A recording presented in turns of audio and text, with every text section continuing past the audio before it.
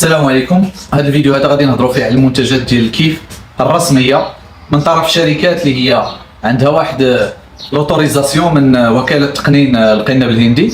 الاغلبيه ديال هاد المنتجات غادي تباع في الصيدليات وفي لي بارافارماسي، ما غاديش تلقاوها عند المحلات العاديين. علاش؟ باش يفرقوا ما بينها وبين بعض المنتجات اللي كتدعي على انها ديال القنب الهندي. راه اذا رجعتوا السنوات الاخرى كنلقاو الزيت كيقول لك زيت الكيف، الزيت هذا، ولكن هاد المنتجات ما كتعرفوش واش بصح فيهم هذا ولا غير كيتفلاو على الناس باش يبيعوا بديك السميه ديال زيت الكيف ولا زيت القنب الهندي. هاد الشركات هادو عندهم اوتوريزاسيون وكيقول لك ها الماده اللي غادي نهضروا عليها، الماده النسبه ديال الماده اللي فيها ديال الكيف. مؤخرا في المعرض اللي كان دار في مكناس كنا شفنا واحد العسل اللي عاد شفتو شخصيا، انا عاد شفتو عسل القنب الهندي او عسل الكيف كيدير 300 درهم للكيلو. وكيف قال واحد اللي كيبيعو مسؤول في واحد الجمعيات التعاونيه عفوا، قال لك انه هذا العسل هذا كيعطي الحيويه والنشاط للجسم وضد الارهاق والتعب. وقال لك اسيدي على انهم الفتره ديال الازهار ديال القنب الهندي ملي كيكون مدير النواره كيديو هذوك الصنادق ديال النحل كيديوهم المزارع ديال الكيف باش كياخذوا داك الرحيق وكيعطيو العسل ديال القنب الهندي. بالنسبه لهاد المنتجات اللي غادي نهضروا عليهم دابا، فيهم منتجات ديال اتاي، فيهم منتجات ديال الشوكولات، مواد ديال التجميل، فيهم منتجات ديال بحال تقطيرات كدار في الماء، كاينه تقطيره اللي كدهن بها راسك بحال هذوك الدهنات ديال الشينوا. تخيلوا معايا كاين حتى بحال الكاله، واحد اللعيبه بحال الكاله غادي تباع كديرها تحت اللسان ديالك حتى هي. كيقولوا على ان هذيك الكاله الجديده ضد يعني كتساعد على التخفيف من الناس اللي باغيين يديروا يحبسوا التدخين، يستعملوها باش كتعاونهم. بالنسبه للمنتجات فكلها او اغلبيه غادي تباع في الصيدليات او البارافارما. بالنسبه للجزيئات المهمه او الماده الكيميائيه المهمه في المنتجات القنب الهندي، كاينين جوج ديال المواد. كاين رباعي هيدروكانابينول اللي هو التي اش سي، وهذا هو المنتج المهم والخطير. هذا التي اش سي هو اللي كيدير هذيك النشوه او الهلوسه او كيخربق لك الدماغ. هذا هو اللي السبب اللي خلى ان الكيف كيدير الادمان هو التي اش سي. وبالنسبه لهذه الماده هذه جميع المنتجات اللي غتخرج ما كتجاوز 1% فقط، والمنتج اللي بغى يتجاوز 1% كيتعتبر منتج طبي، كيتعطى بوصفه طبيه، كيتعطى للناس اللي كيعانيوا من الادمان باش كيعاونهم يتخلصوا من الادمان. اذا اي منتج غنهضروا عليه ولا غتلقاوه كيتباع ما فايتش 1% ديال هاد تي اش سي اللي هي رباعي هيدروكانابينول، واللي قلت لكم هي اللي كتسبب في هاد النشوه وفي هاد الهلاوس. ثم كاين واحد المكون اخر اللي كيميز النبتات الكيف اللي هو السي بي دي او لا الكانابيديول. هاد السي بي دي ماشي خطير وما كيأثرش على الدماغ بزاف، والنسبه ديالو اللي كيعطيو في المواد ممكن توصل حتى ل 20.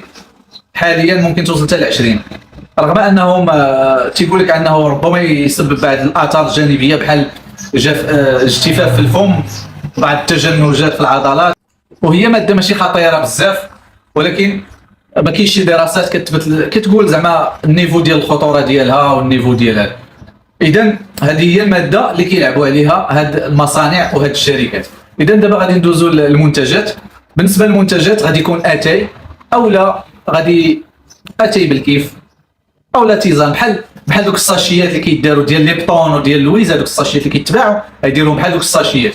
انت ديك الساعات بغيتي ديروا مع الماء سخون بحال اللي كدير لويزا ولا شي نبته اخرى، بغيتي ديروا مع اتاي، بغيتي ديروا مع الحليب، شغلك هذا. بشحال كيتباع هاد اتاي او هاد التيزان؟ هذا سيدي كيدير 140 درهم الكارطونه، كتشوفوا فيها كيدير 140 درهم. وهاد الكارطونه هذه فيها 10 ساشيات، بمعنى ساشي واحد ب 14 درهم. الا درتي ساشي واحد ب 14 درهم. الكميه ديال بطبيعه الحال ديال السي بي دي اللي هو الكانابيديول ما كتجاوز 10 حتى ل 20%. وبطبيعه الحال الكميه ديال هذيك الماده اللي كدير الهلوسه اللي هي التي اش سي ما كتفوتش 1%.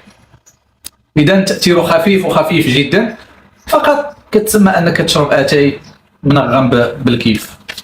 وندير 140 درهم فيها 10 الساشيات، كل ساشي كدير به بريريد ولا دكا. هذا هو بالنسبه للاتاي.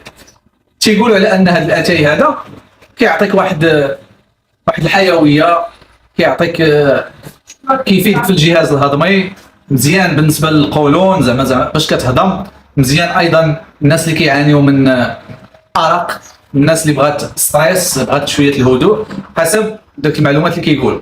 ثم كاين مجموعه ديال التقطيرات، كتلقى سير ولا تقطيره كتقطر منه، اما كديروا حتى هو في اتاي ولا كديروا مع الماء سخون. وكاين الناس اللي كيقطروا كيديروا به اللي كيعاني من صداع الراس. هاد الماده هذه بشحال كتباع؟ هاد السيرو او هاد التقطيره كتباع، كاين 120 درهم، 160 درهم، 180 درهم، على حسب النسبه ديال السي بي دي اللي فيه.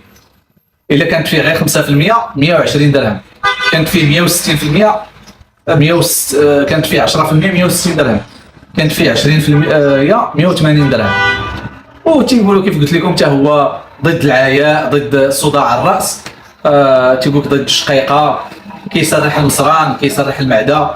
المهم شله ديال المنافع حسب الشركه اللي هي هيلث انوفيشن. وكيقول لك ايضا في كدير زياده المناعه.